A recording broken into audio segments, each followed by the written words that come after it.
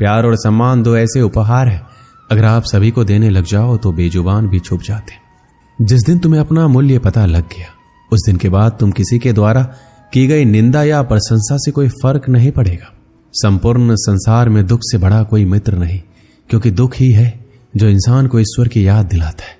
अच्छे व्यक्ति को समझने के लिए अच्छा हृदय चाहिए, ना कि अच्छा दिमाग, क्योंकि दिमाग हमेशा तर्क करेगा और हृदय हमेशा प्रेम भाव देखेगा। सत्य केवल उन लोगों के लिए कड़वा होता है जो लोग झूठ बोलने के आदी हो चुके हैं।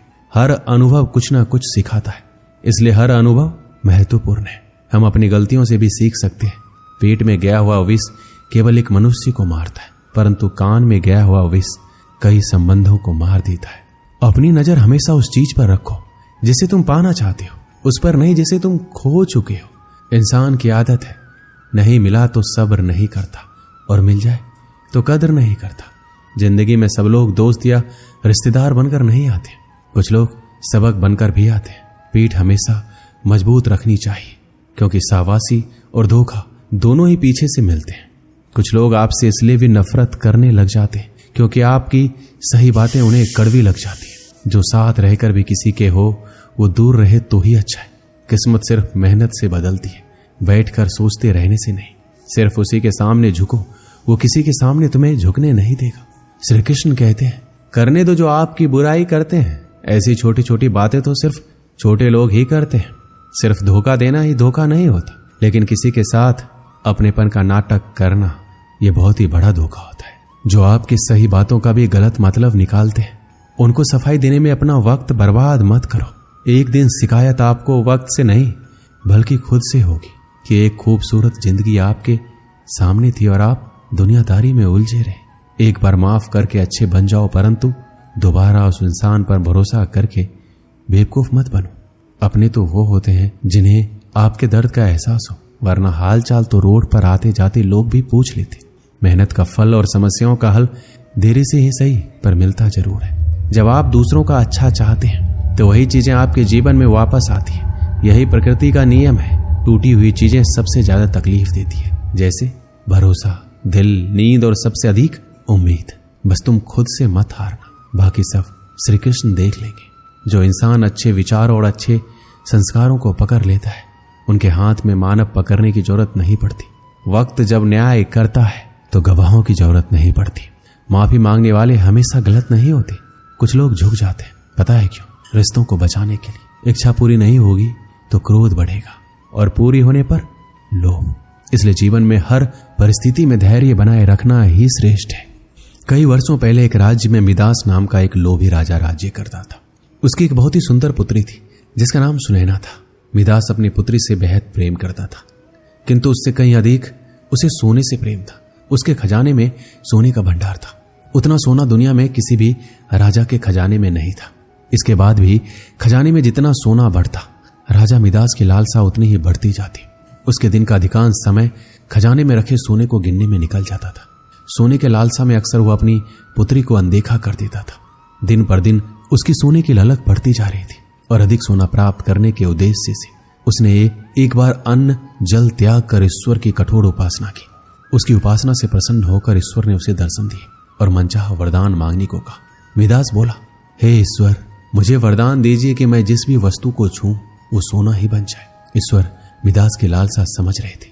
वरदान देने के पूर्व उन्होंने पूछा, राजन, क्या ये वरदान मांगने के पूर्व तुमने अच्छी तरह विचार कर लिया है?